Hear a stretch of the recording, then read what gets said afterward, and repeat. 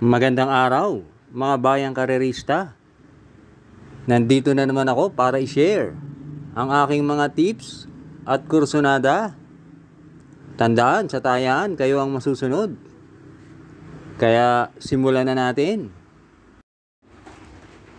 Karera Tips, Friday, July 11, 2025.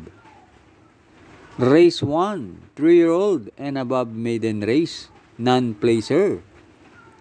Distance 1,400 meters na merong 11 entries. But 9 in betting option. Start ito ng winner take all.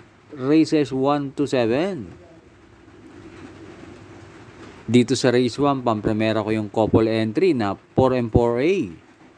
Attorney Winona, sakay ni MVP Lapil, at Mr. Sipokot, sakay ni Dan Camanyero. Yan si Mr. Sipokot, last run, gumawa ng 128.8 sa 1-4. Dikit sila sa datingan ni na 7 Cycles at Queen Marchesa.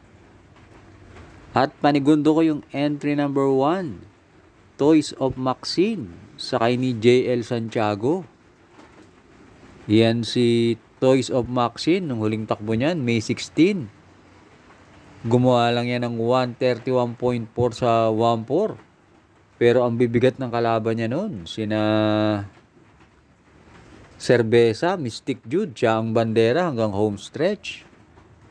Pagka yan, naka-solo ere, tingin ko may tsamba yan. Kaya dito sa race 1, pampremera, 4A, Mr. Sipokot. Panigundo 1, Toys of Maxine. Race 2, Pilocom Rating Base Class 5, 6 to 10 split. Distance 1,200 meters na merong 8 entries. Start ito ng Peak 6, races 2 to 7. Dito sa race 2, sisingilin ko na yung entry number 2. Swak to Power Duo, sakay ni JB Hernandez. Nung June 21, nanalo yan. Tinalo sina Isaiah at Sneaky Eyes. At nandun na rin si Besha, tinalo niya. At sa karerang yun, ang sakay kay Swak to Power Duo, si RM Garcia. At mahaba pa distansya. Ngayon, may silang ang distansya, tapos JB pa ang sakay. Kaya tingin ko, nakalalamang yan. Kaya dito sa race 2, solo 2, Swak to Power Duo. Race 3, 3-year-old group race. Distance 1,400 meters na merong 9 entries. Start ito ng Peak 5, races 3 to 7. Dito sa race 3, sosolohin ko na yung entry number 4. Gain, sakay ni JB Hernandez. Last run ni Gain, na segundo yan kay Calculus. At gumawa ng 125.5 sa 1-4. Ang isang pwedeng magbigay ng laban dito kay Gain, yung entry number 9. Make No Mistake, sakay ni si Espare. Nung manalo naman yan, gumawa ng 126.2 sa 1-4. Pero ako, sasuloyin ko na yan, 4, Gain. Race 4, Pilocom Rating Base Class 4, 28 to 33. Distance 1,200 meters na merong 8 entries. Start ito ng Peak 4, races 4 to 7. Dito sa race 4, pampremera ko yung entry number 8. Charge the Castle, sakay ni Jan Alvin Guse. Mahigit isang buwan din na pahinga yan, si Charge the Castle. At sa tingin ko, angkop sa kanya ang distansyang 1-2 dahil may isang bigla yan. At panigundo ko yung entry number 1, Bid for Fame, sakay ni RM Garcia. Yan si Bid for Fame, pwedeng iuna at naisusunod din yan. At pantersero ko yung entry number 4, sa Bawani, sakay ni GL Ciego Jr. Yan naman, last run, maganda tinakbo niyan. Na tersero yan at gumawa ng 125.2 sa 1-4. Kaya dito sa race 4, Pampramera 8, Charge the Castle. Panigundo 1, Bid for Fame. Pantersero 4, Sabawani. Hi nga pala sa ating mga members. Thanks for joining. Race 5 na tayo. Pilocom rating base class 5, 11 to 15, split. Distance 1,200 meters na merong 8 entries.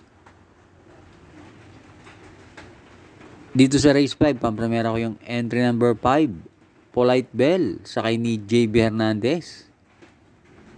Yan si Polite Bell ang may best time na 1:14.2 sa 1-2.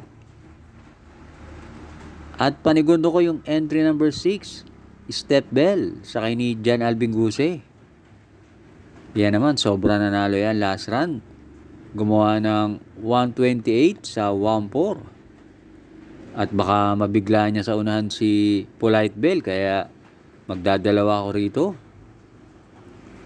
Kaya dito sa race 5, Pampramera 5, Polite Bell. Panigundo 6, Step Bell. Last double na tayo, race 6. Pilocom rating base class 5 with 5 points, split. Distance 1,200 meters na merong 8 entries. Dito sa race 6, pampramera ko yung entry number 4, Heritage, sakay ni JC De La Cruz. Lately, magaganda tinatakbo niyan. At meron yan 116 sa 1-2. At panigundo ko yung entry number 2, Beyond Smart, sakay ni CMP Lapil. Yan lang ang nakikita kong pwedeng tumamba kay Heritage. At yan si Beyond Smart. Matulin yan, tamang-tama, maiksi ang distansya. Kaya dito sa race 6, Pampramera 4, Heritage. Panigundo 2, Beyond Smart. Race 7, Pilocom rating base class 5, 6 to 10 split. Distance 1,200 meters na merong 8 entries. Dito sa race 7, pampramera ko yung entry number 3, Laguna de Bay, sakay ni A.R. Ramos. Isa yan sa may best time na 1:14.5 sa 1-2. Medyo inconsistent nga lang, pero pag yan tumakbo na maayos, tingin ko malaki panalo niyan. At panigundo ko yung tingin kong babandera na entry number 1, Success of Times, sakay ni YL Bautista. Yan si Success of Times, merong 115.2 sa 1-2. At pantersero ko, sasama ko na rin yung entry number 5, Fast Sailing, sakay ni MP Cañete. Yan kabayan niya, lagi nalalamado yan. Baka ngayon, ilaban na. Kaya dito sa race 7, Pampramera 3, Laguna de Bay. Panigundo 1, Success of Times. Pantersero 5, Fast Sailing.